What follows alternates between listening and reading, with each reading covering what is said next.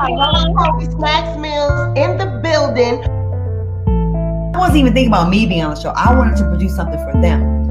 Cool celebrity. Like if I went to the mall and stuff, people are like, oh. The thing was, I didn't even know that anybody ever thought I was ugly. We look like twins almost. Okay.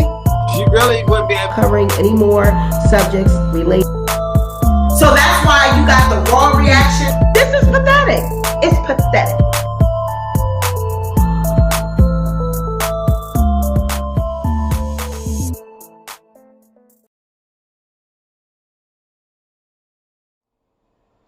Hey guys, welcome back to the Sweet Pea Diaries. It's your girl Sweet Pea, and I am back with another video.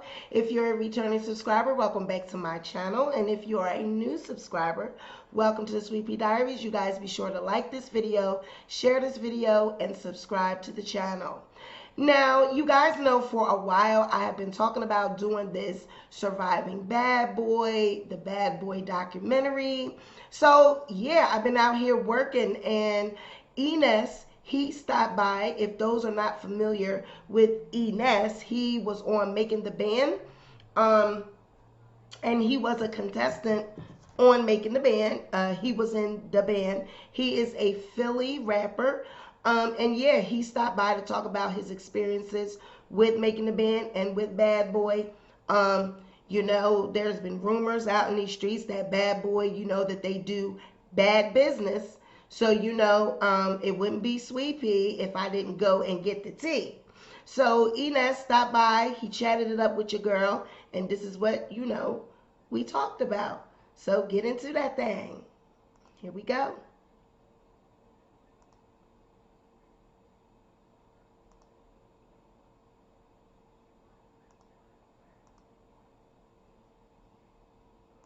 All right, guys, we back on the Sweet Pea Diaries. We have Ness in the building.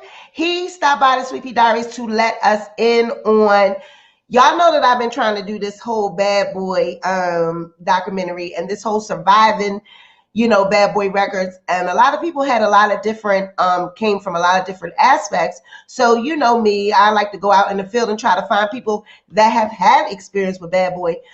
So yeah, welcome Ness. Thank you for taking the interview. You already know what's going on with you. What's up? So, like we spoke about, so how did you get involved with Making the Band? What were you doing in your career prior to that? Well, for those not to know, my hometown is Philadelphia. So, you know, Philadelphia, you know, we breed rappers here. So it was a competitive hip hop community as far as rapping is concerned. You know, I was born in the late 70s, so I got a chance to really soak in kind of like the birth of hip hop. And you know, I was a fan at an early age. So around 14, I just started taking it serious. I was always smart, you know what I'm saying? My family had I was come from a Christian family, and they always instilled good morals in me, like going to school and getting good grades and stuff. So I ended up going to like one of the top schools in Philadelphia, which is Central High School, which is like a college preparatory type of school. My grandmother lives up the street from there, Broad Island. Yeah, so Bill Cosby went there, and you know, so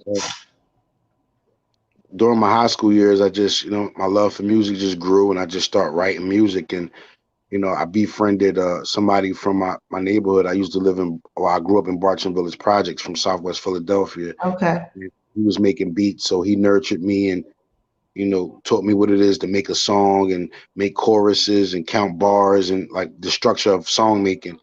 Then after that, I kind of caught a drug charge, and I ended up doing a year. Okay. But this year was the year that, you know, the industry kind of, you know, ransacked Philly and got, you know, all types of artists, Eve, Beanie Siegel, America's Most Wanted, Major Figures, The Roots. So it was like Philly was like booming on the music scene. So the year I was in jail, I kind of missed that whole wave. So like, you know, kind of like when the competition came, that was like literally my last train to Paris, because the industry already swooped through the city and got who they had gotten, and I kind of missed that, you know, being incarcerated. Okay. So you know, I befriended fellow rappers from my city, one which was named Miss Jade. She was signed to the B Club imprint with Timberland, and I was asked to, I was invited as a guest of hers to come up to the radio when she was promoting one of her singles off her album. And I rapped and freestyled over the radio live, and the program director Jay Black, which was program director at 103.9 at the time, Mm-hmm. he took a liking to me, and we exchanged information, and he said whatever came down his radar that he would definitely involve me in it. So rewind, fast forwarded to making the band thing. Puffy did the deal with MTV, and they decided to do a nationwide talent search for this new band that they was making, and they came through Philly, which is a big market for Bad Boy. It's always been. And you know it's just one of those things where Jay Black called me, hey, we are the company, we the radio station that's doing the competition in Philly. We're making a band in MTV, and we would just come down and give it a crack. And I came down and had like 30 seconds to audition, and it was just like a line around the corner, so they really didn't pay attention to a lot of the auditioners that day. But they had picked who they picked for the first season, and you could see, I don't know, because it's been a long time, but the first part of the first season of making the band was all about the competition and all that. So they picked Chopper and a few other people, but then Puffy didn't decide that he had enough to really go forward with the whole competition. So they did the competition again and went to all the states, Okay. Baltimore, Philly, LA, Atlanta. And that's when Jay Black said, give it another try, man, give it another crack. And then that's when I was put on, the callback list to audition and Puff and on 42nd Street at I forgot what it was called. It was like something like radio, like this type of production thingy that they had on 42nd Street. Like, so as soon as you came through the Lincoln Tunnel, it was like right there. So prior to that, I had been, just nurturing, honing my talent in Philly and dropping mixtapes and opening for Fabulous and whoever was hot at the time at, on the hip hop scene here in Philly. And one thing led to another, and I got the call back to be audition for making the band and for Puff. So it was like, it was like finalists, semi-finalists. So I was recognized in Philly, and I was put back on the call list to audition in front of Puff in New York. So I got the call. I was in Renton. The call time was 11:30. I didn't leave Renton till 2:00. So I didn't get to New York till like 4. So I just got right. So me and my cousin, because I was out there with my cousin at the time. He had just bought a new apartment, so we was celebrating. So we just was like up all night, just like, when I got the call like early that morning, they was like, yo, they want you to audition in New York. So I was like, I don't think I was gonna make it. I didn't have a look. I really didn't have a clue. So I just was defeated. My cousin just was like, man, this might be it, man. We taking you up there. They took me up there. I jumped out the car, walked past everybody in line, walked to the front, knocked on the glass door. One of the representatives from the show and the competition came out. I gave him my name, and then they pulled me straight from the street into line to audition for Puff. Okay. That's usually how things work when you're not even expecting it. Right. But I was beating the pavement pretty hard in Philly. I come from a dysfunctional family. My mother was, she come from she suffers from drug abuse. She's been clean. And my father suffered from alcoholism, and so I dealt with those things a lot. So music was kind of like my escape from that and dealing with those issues in the home that I was having. So I was just beating the pavement, doing it like I was that artist that was going to Kinko's, pressing his own mixtapes up, doing the graphics. I had a little artistic skill and all that because being an artist, they say artists have two skill sets, and a lot of us draw. A lot of us can draw, and we can, we write very well. So, and how to do music and, orchestrate on that type of level. So I was one of those artists that was like selling my own mixtapes hand in hand and, just waiting for my chance to, to be seen and be heard. And once the Making a Band came thing, it was just like the Willy Wonka chocolate factory ticket type of thing. So I think a lot of people remember that scene where he made y'all walk and go get that damn cheesesteak. hmm hmm Yeah, the infamous cheesecake walk. Right. A lot of How things we was did that? was a lot of things we did was symbolic of everyday life. Like I know I worked How bad odd you jobs. want it? I've worked odd jobs before. I've actually, found my way onto making a band. I worked at fast food restaurants. I worked for hospital dietary situations, and Hmm. so I know what it is to get up early. And I worked two jobs at a time. I worked at UPS. I worked on a U-Haul assembly line. So making a band was just one of those things where it was like, how really bad do you want it? And I can compare it to being hazed. When joining a fraternity in Hmm. college, we was just being hazed on television in front of everybody. So Definitely. the whole cheesecake walk was building our endurance and bringing us closer together. So he decided to be the enemy, the supervillain, and we was, to bring us closer together. He'd rather be the enemy and have us mad at him and to bring us closer together. Because when we be out on the road, we have to, survive off each other. So that was just one of the techniques. And Awesome. everybody, oh, y'all walk. I wouldn't have never did it, but hey, he's smart. He's a genius. He thinks he's three chess moves ahead. So let me do them something. Let me make them do something outrageous. They're gonna be mad at me, but it's gonna bring them closer together because they're gonna out there on the road together all the time, Okay. 24/7. Okay. Okay. Now, see that now I love the fact that you said that because on my channel, people know how I am. I'm also that type of person that I don't like to listen to what other people say, like rumors about Diddy and people have been under him and they don't go nowhere and this and that and the third. Can you shed some light on this whole bad boy curse? What do you think? What why do people say that? What is that all about? Some companies just doomed, and normally when you like the CEO, that the person that the co-founder, the CEO, and one of the biggest stars in the world is the head of the company.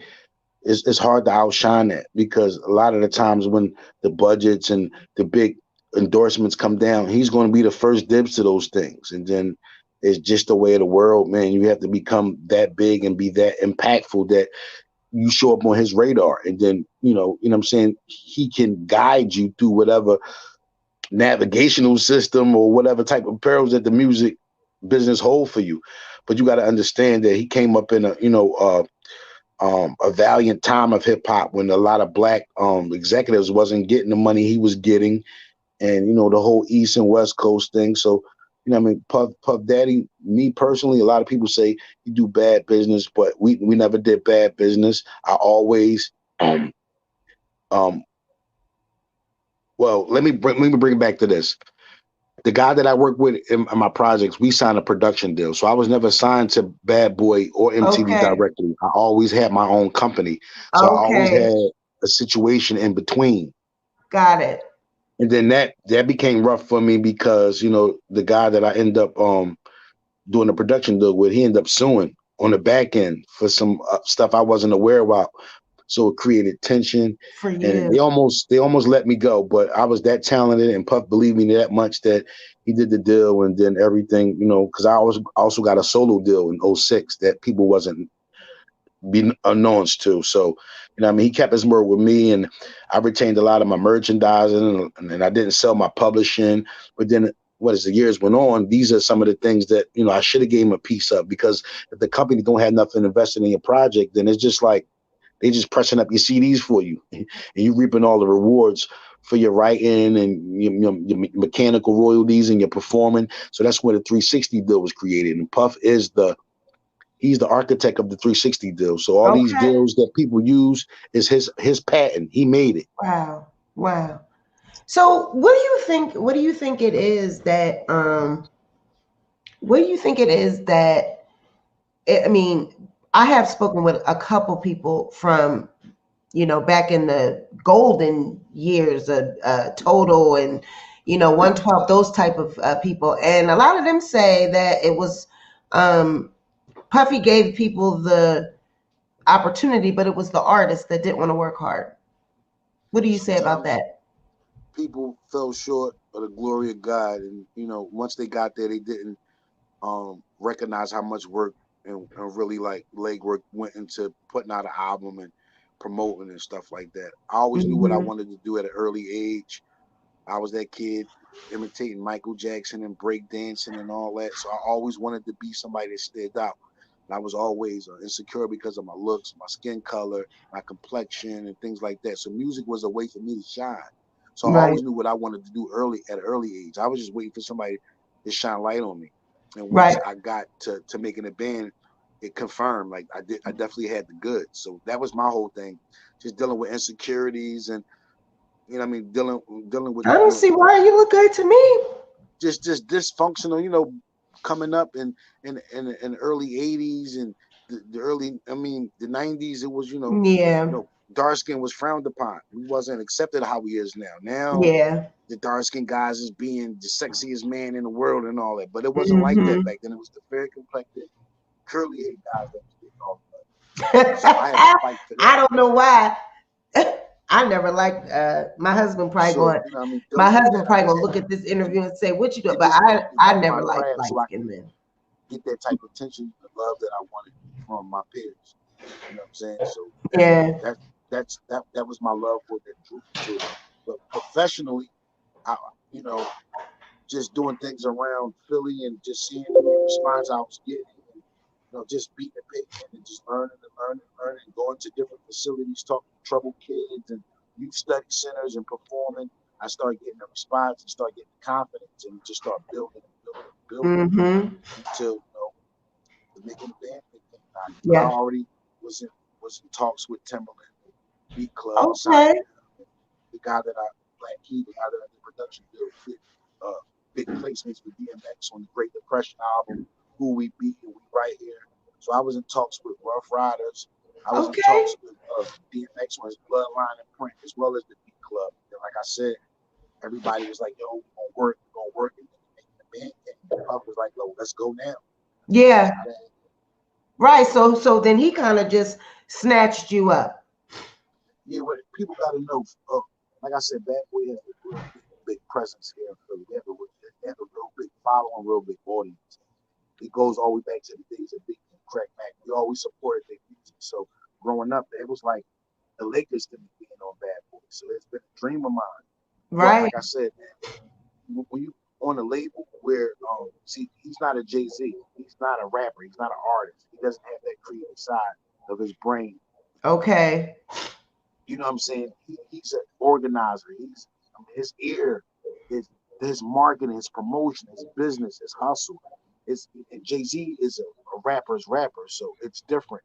Jay Z knows how it feels to be a star, well, not a starving artist because they came in the game with their own money, but he knows how it feels to be beating the pavement and I not be, know. you know what I'm saying, really recognized and don't have that notoriety that you should demand with your talent. You know, Puff is just different. He's just business oriented all the way around. He went to Howard. That's a college really based on business. You know what I'm saying? Jay-Z is more for the streets and the hustle and you know what I mean, my brother's keeper, that type of thing. Sometimes these label heads and it's sad because they black owned, they don't share the same my brother's keeper and the Philly um brotherly love spirit that New York is all about that mighty dollar. And when people say it's the curse of bad boy, it's not really the curse of bad boy. It's just that you have to once you get there, you have to double your efforts, almost triple your efforts because you know what I mean, you have to compete with Puff and Danny Kane and all these acts that have big records. So it's a big legacy. So it's a big shoes to fill when you get up there. And it's not easy. Everybody can't take Mm-hmm. That is a real good way to look at it. I don't think I think people just so negative that they just it. want it to be something. You know what I mean? And I'm not trying to dance around the subject because I've been up there and I know some secrets and I've heard some things. But like, as far as the homosexuality and the Illuminati. I mean, a lot of these things, it's out in the open now. We can't hide from it. These things on YouTube. You can watch YouTube interviews for days on end about this subject. So they're not hiding no more. It's not a secret society anymore. It's out in the open with the COVID and Trump and all that election. the votes not being counted properly. It's right in your face right now. So anything that I'm expecting to see a UFO, a mothership pop out the sky, I'm not going to be surprised because you know what I mean. This is these last days. You know what I'm saying? Okay. All right. All right. So Talk that real when you say talk. curse a bad boy, ah, yeah and no, because French he's still rolling. You know what I'm saying?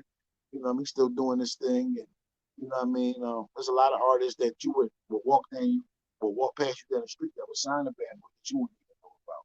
So it's just a business. It's a cutthroat business. It don't matter, bad boy, Rock Nation, Rough Riders, Death Row, QC, Top Dog Entertainment. You're gonna have your trials and tribulations with any label you sign. You're right. You are It's right just about Bad Boy. that. It's a story because their success rate, like the happy ever after ending stories are far in between. You know what I mean? And that's what he did the bad rap. Okay. All right. See, it's always going to take a brother from Philly to talk that real talk. I knew you was going to give us what because I don't think that now Big Gene, his bodyguard, I've been in touch with him, and now he's not going to be so kind. He can't stand him. He cannot You got to stand understand him. that was before my time. So a lot of things that transpired before that, it led up to a Mm-hmm. lot of things that spiral out of control. Even after I had got there and went over to LA, I felt the effects of that impact in that whole East West. And I was approached by gang members. And they was pretty cool, but they was like, yo, watch yourself when you out here. And I'm like, what? I ain't got nothing to do with that. I'm like, I just got here. They like, man, they don't give a fuck out here. They'll do something to you because they see you on TV every day with Puff. So they think you and Puff is like this. So they'll do something to Wow. you. You got to think about it like that. I didn't think Wow. about it like that back then. And where was this at? Huh? Where in New York or California? Where was it? California. Oh, wow. Mm-hmm. Wow. Wow. Oh, so when you after making the band, what did you do after that? Well, like I said, I was asked to stay on a Okay. probationary period after the group was dismantled. Okay. Me and another fellow hitman producer, Doe Fat, we did some demos and cut some records, and Puff was impressed. So that led to me getting my solo deal in '06. So between '06 and '09, where he moved to another distribution label, which was Interscope, I was currently working on my solo album, which would be called entitled Necessary. Okay. Okay. And did you guys go on tour? Did y'all go on? Yeah, we went on tour, but Okay. the whole thing about, I don't know, because it's been a long time, so we had an Mm. issue with management, and we had to pick between Blue Williams, um, this white guy that managed NSYNC or Britney Spears or both of them, or Justin Timberlake, and then there was Phil Robinson. Well, Phil Robinson was Puff's manager at the time. So signing with Phil Robinson was a conflict of interest more than signing with Puff, because the CEO of the label can't manage the artist and have him on his label. So that was just a bad situation right there. I voted against it, but I was outvoted, so we went with Phil Robinson. Make a long story short, he was jerking us around. We did a lot of shows that they said was for promo, but we was really getting paid for these shows. At the end of the year, we was in trouble with the IRS because we was responsible for money we had never received. Wow. So was that through? That was through. That wasn't through Bad Boy though, was it? It was through your own management. It was through Bad Boy. We was Okay. So handled by that's Bad Boy. We was handled by Bad Boy's staff. You know what I mean? The people that was wow. appointed to us, we was handled by Bad Boy staff, and a lot of things like we did like the summer jams in different cities in Chicago, and therefore we was told, this is promo and this is to get your name out there so the radio station can keep playing your records here, and they was really getting a check for us. And you guys weren't seeing any of that money. So at the end of the year, we was responsible for that money. We was audited by the IRS. I just got out of audit with the IRS. Since then, 2018, just took me So off how audit. does that work? Wait a minute, wait. So they don't Puffy, or I mean, he owns the company, so he got to know about that. This is managerial. These are the people that's handling us day to day, moving us around, taking us to our events, our interviews. They charging fans for pictures, and we just taking pictures, not knowing as they throwing bottles in our hand. We go into different restaurants, eating for free, but they don't know that the actual restaurant has paid the management a check for us to come because we hot, we big at the time. So we just Wow. getting pacified with bottles and food and clothes and different shit like that, and they getting a check. And that is the same. That's how they tried to show that on Cadillac Records. How they used to, that movie back in the day, they would just throw the artists cars and things like that. Right. But they're really worth more. You should really be getting more. And you're not really thinking about that. They really tried to sign a whole group for $7,500 total, all 6 members. But I was familiar with, the language in those contracts, and I had a lawyer outside of our lawyer read it, and we went back and got bigger advances, way bigger. I know that's right. Oh, you ain't gonna put no. Between 6 of us. What kind of shit is that? It's the business, but if you don't know, they won't tell you. You gotta ask for your money. You don't just pay you out. You gotta ask for it. Yeah. That's some grimy ass shit.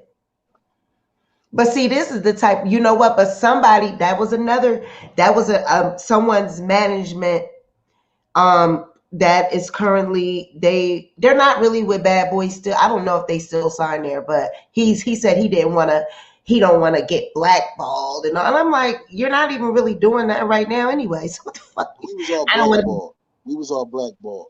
Even me. Even though I was Puff's favorite. The only reason I was there was because of Puff. Understand that. There's a lot of artists that was dropped throughout the years that I was up there. I was up there from 02 to 09. I only dropped 1 album.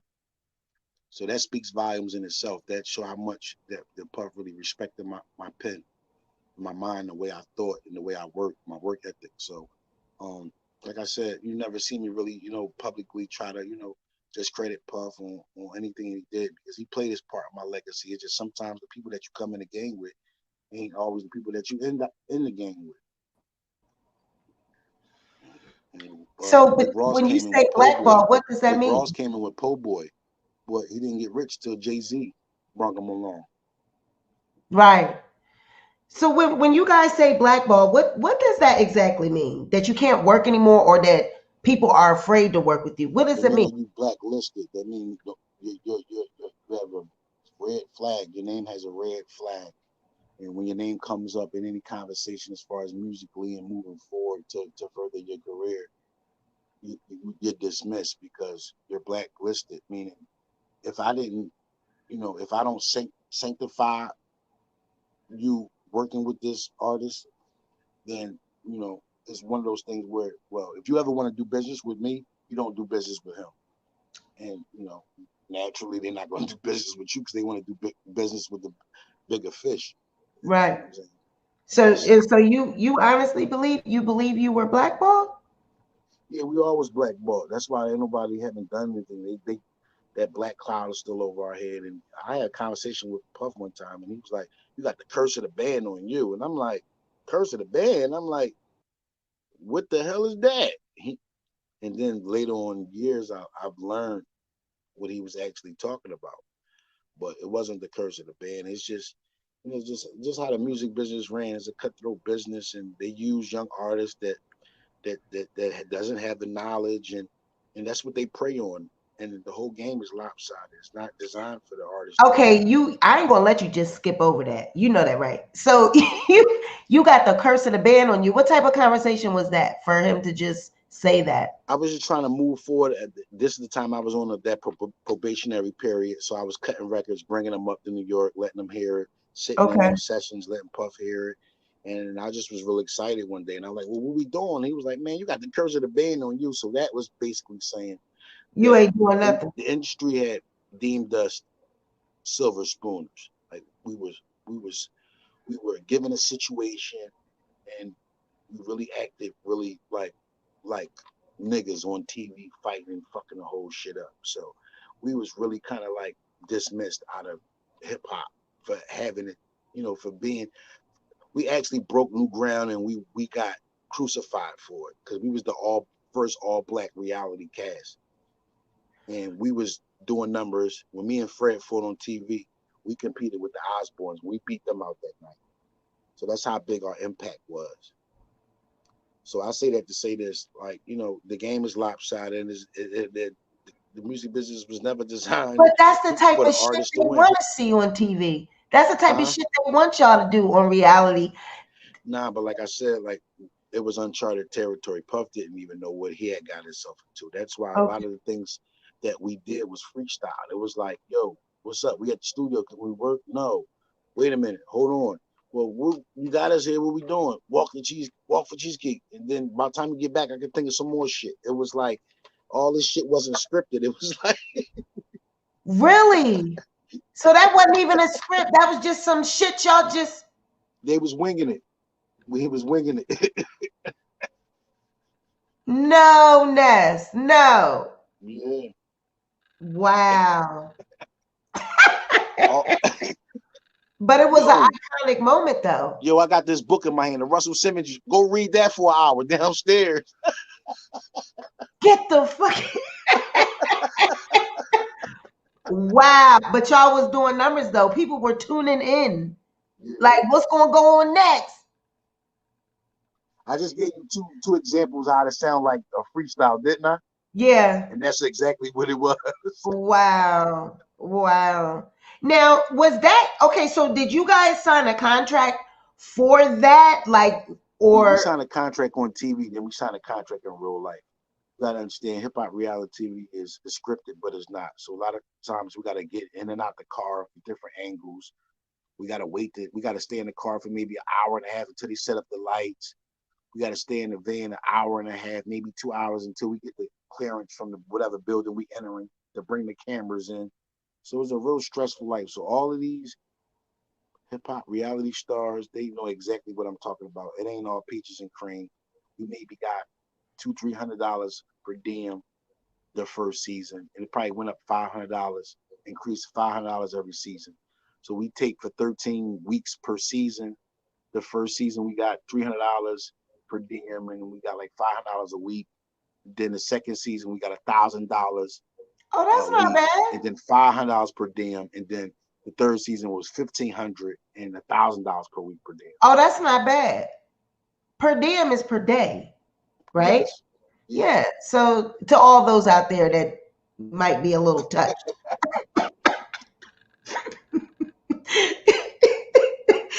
That's awesome. But you know what? I tell people though, back in the day, like I'm in my 40s as well. You said you were born late 70s, so you might not be in your 40s yet. But I'll be 44 this year. Okay, so you're older than me. Okay, I'm 42. I'm always the oldest, so I feel good right now.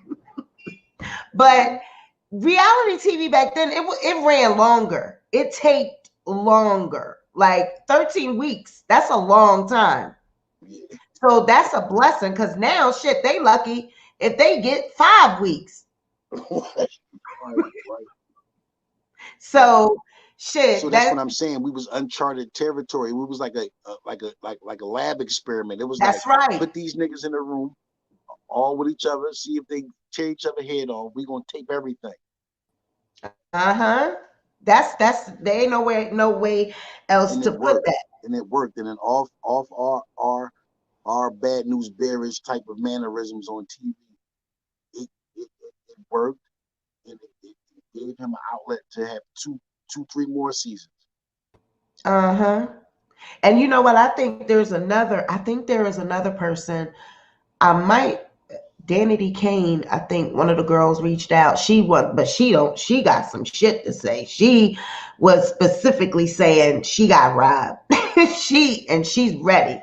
So I'm not trying to do anyone dirty. Real. Listen, I have no like. Listen, this is what it is. We not Yeah. going. We're not going to sugarcoat nothing. Like these is the harsh realities of this game, and that's why we was put to the test with the physical the physical workouts, and we had to write 2,500 word essays in between the workouts on what it takes to make it in the music business. Like they really put us to the test behind the scenes. A lot of things people didn't get to see, and they just have to probe you mentally. Now the walls have been just broken. They letting whoever in who has a hot song. They don't care if they got mental issues, ADHD, PSTSD, and you got a hot song. You on the road doing 15,000 a night. So you have these kids straight out the ghetto and never seen all this money at one time, and Talk they got about it. mental issues. I'm gonna put your Then camera on. you bring drugs and females into it, and and the gang culture, and it just makes for a destructive path. Yes. Talk about it. And I'm telling you, because they never seen that the key to that is, like you said, young kids that never seen that type of money, never seen that type of and then I mean, I did a piece about people doing anything to get into the music industry. Right. And you take someone that mom on crack, dad on crack, or and don't got shit, and honey, you give them a couple dollars, they'll do anything to stay there. Right. YouTube took my video down. They took it down. We were literally talking about the different type. I'm not even going to say the word because that might get flagged, but the R word, the different things, that people do, you know what I mean, to stay famous or be famous. And honey, we were right in the middle of it, and YouTube snatched my video down, sent me an email, said your channel will be terminated if you play something like this again, because they don't want me telling people about it. Cutthroat even with that, man. Even like giving information. Your microphone is low. I can't hear you. Can you hear me? Yeah, now. Mm-hmm. So even with that being blogging and having interview sites and blog sites and podcasts, even it's become a competition. That's become cutthroat. You got haters and bloggers, all types of enemies within that. So you can see how vast everything has grown within the last 10 years as far as digital is concerned. Yeah, but that's too. They don't want us to tell and say the real things that go on behind the scenes, because a lot of the rappers are actually coming out and saying that these execs and stuff offer them, you know, You got to alternative. understand, if they do that, then they have no leverage, and this is what they sell, and this is why their choice of music is secular music, because it's all the devil's pie. Right. Like you know what I'm saying? So you gotta understand, like, you only gonna get grapes make wine, and you know what I'm saying? Lemons make lemonade. That's just how it is. Like, Wait a minute. Say that again. I'm gonna just leave your camera on with that.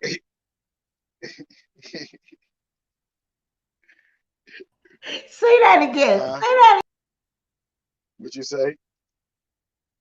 I said, say that again. What make what? I'm gonna just put you on Grapes blast. make wine, and lemons make lemonade. So if you know what that means for all of y'all that's touched, if you got in the, you wanted that anyway.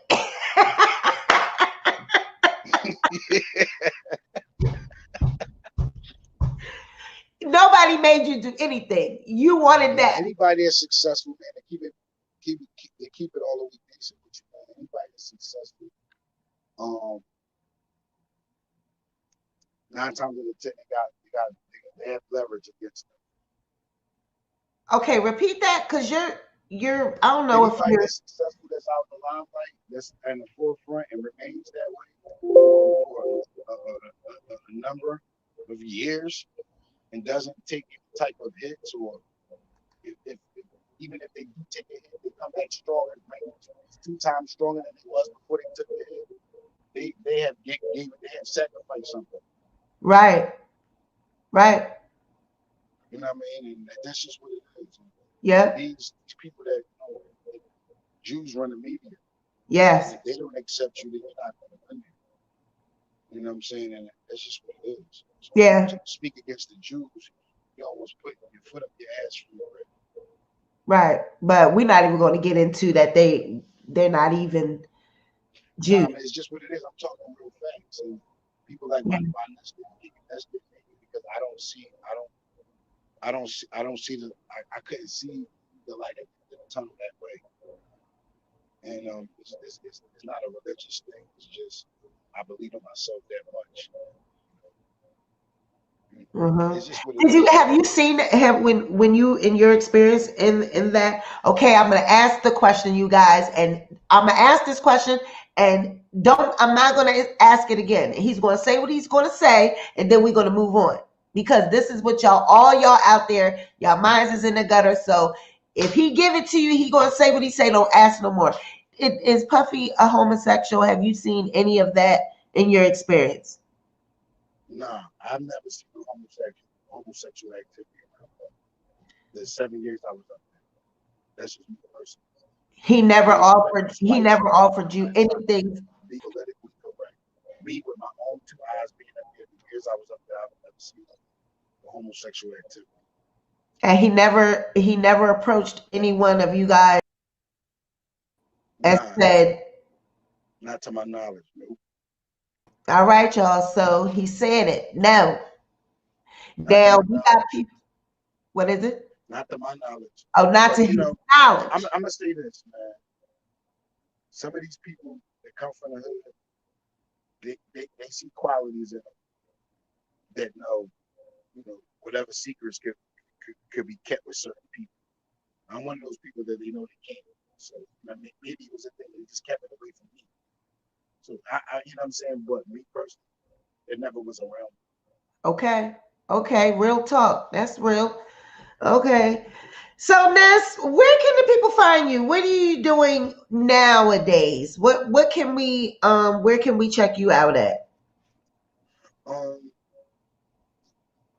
Plug your Twitter. I just been hacked like 2 weeks ago. I'm on Instagram like 2 Ness verified page. I was Okay, but wherever you are at, that sound is horrible. I can't hear you. Okay. Hold on.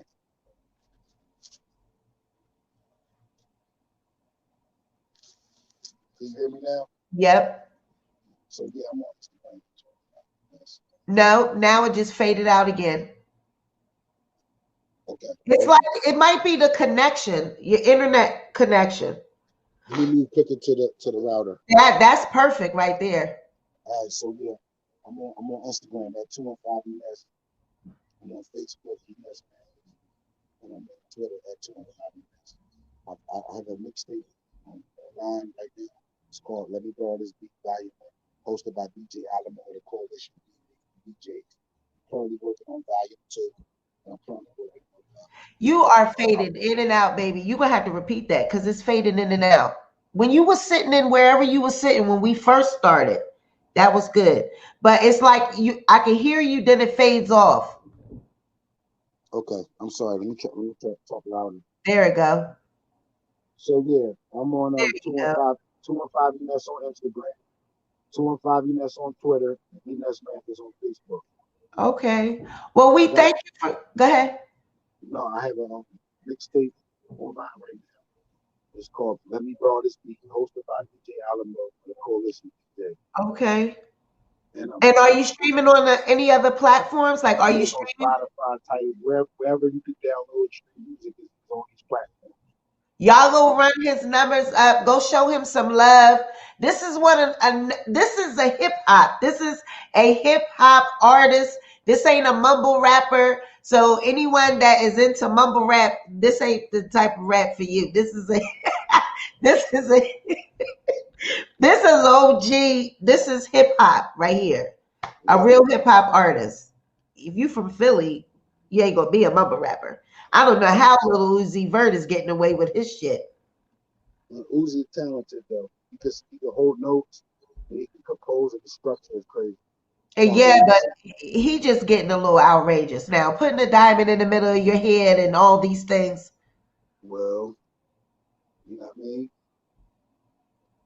my folks, my parents said we couldn't see what we was doing 10, 15 years True. ago. They True. said, y'all crazy. Y'all wearing that True. shit. Y'all wearing Timbs and Army fatigue. Y'all niggas look crazy. True. Same shit. True. True. That's true. But I'm not going to carve a hole in my head and put it But No, that was a little, when you self-mutilate yourself, then that's, that's a, you need to sit down with somebody and start doing that. yeah, yeah. So you guys That's go that's the new thing, man. The gay culture, the okay. LGBT, that's popping now. Group sex, phone sex, the porn industry is one of the biggest industry. Like it's out in the open. There's no Yeah, holds bar. Everything is a go. You gotta understand yeah, that. yeah, So that diamond shit, that's good now. That's good. yeah. That's fair game. It's shock value. Yep. It's like, let me see what the wildest shit I could do. Yeah, Right. yeah, you right. But as musically, I respect. I don't like what I don't like, and I like what I like. You know what I'm saying? That's just Yeah, what it is. yeah, Some of the artists I don't like. Some of the artists I do like. You know what I yeah, mean? And yeah. it may be one or two songs. It may be just one song. It may be a half of a song. It may be a verse. It may be a punchline. But Right. I try to find the goodness out of everything. I don't approach it with haters' ears. Like, oh man, he could have did better. I could have said, I'm the one that's like, that was nice. You know That's what good. I mean? That's good. Puffy, you need to get back with Enos and make it right. Because if your people had this man in audit, how many years were you in audit behind his staff? 7. This man was in audit for 7 years behind your bad boy staff. You need to make that right. I mean, that's not good. And then to say he got the ban curse on him, no, no, sir. I don't think that that's cool at all. So, y'all run on over there to Diddy and get down in his comments and talk that shit and let them know that you've been over here at the Sweet Pea Diaries and you heard about some shit. All right, Ness, it was nice speaking with you. Thank you for coming by. Is there Thank anything you you. want to say to close out to the people? Shout out, to the people for tuning in and everybody. You know what I'm saying? Protect yourself, double mask up, wash your hands, do all that good shit, man. And we're gonna try to get through this. And hopefully, I drop some dope music and you know what I mean. They open the world back up, and I can start doing some shows. Really, you know what I mean? Well, we Showing my definitely, performance. and we will support. And when that happens, make sure you stop by and drop me off a couple free tickets. Facts. Thank you, baby. I'll talk to you later. Bye.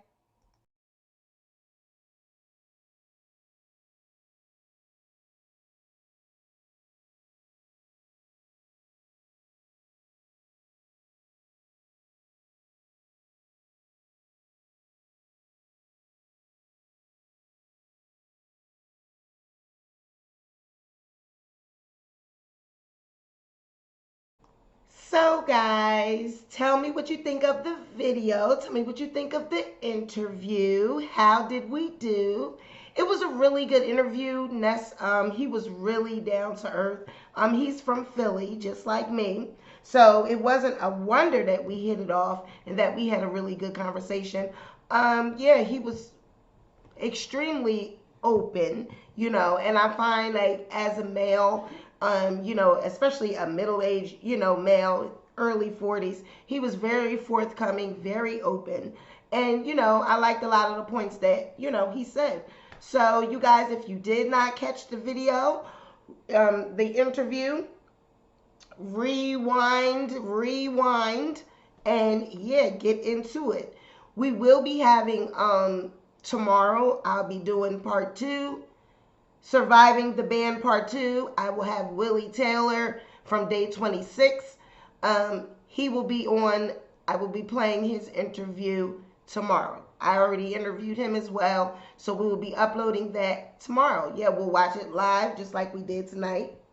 And then hopefully, yes, A Kyle, I am working on Big Gene. So I'm just trying to negotiate with him a date, a time, because Big Gene, he's ready. All right. So, you guys, thank you for coming to my channel. Thank you for supporting the Sweet Pea Diaries. I do all of this for you. I do all of this for you. I got dressed up tonight for you. I brought the girls out tonight for you. And I brought the fedora and the curls out for you. Especially my haters. I brought the Jerry Curl juice out tonight. So yes, Jerry Curl juice out tonight. So y'all drop in the comments. Let me know what you think about Ness, owing the IRS for 7 years. I mean, damn. He said that it wasn't really like Diddy. He was, sure and honest to say that. But in my book, if you work for a company and you're stealing from its employees, the person that owns the company should be liable. So, I get that a lot of people don't want to speak out against Diddy. I get that a lot of people like to walk on eggshells. But shit, if something like that caused me to be in an audit for 7 years with the IRS, you better be goddamn good and ready for me to be knocking at your door, to be suing you, to be doing something. Because if you took money from me and I don't know about it, and then I find out later because the IRS had to tell me, oh no ma'am. Oh no ma'am. I mean, there's a few other people that I have heard say this about Diddy. There's a few other groups with this making the band in particular. So, as we go down into this surviving the band, surviving Bad Boy, we're going to hear it from all perspectives. So you guys be sure to like this video, comment, and all that good stuff. Let me know what you think. And yeah, that's it. I love you guys. You guys have a good night. I'm out. Bye. Oh, you know what? No, actually, I wanted to give you guys one more little quick update. You guys know, coming up on the 21st, I will be airing the Lunel interview. That is also scheduled to air. So those of you that I haven't seen in a long time, I see a couple people in the chat, A. Kyle, Old School Patricia. I also have Lunel coming up. We love Lunel. She is hilariously funny. She has a beautiful spirit, beautiful soul. So that interview is coming up as well.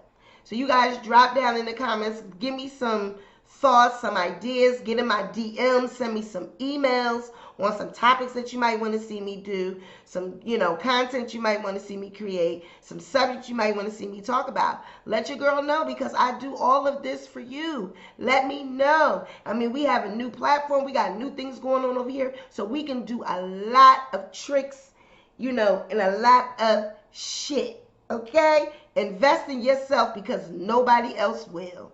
Good night, y'all. Love you. Bye.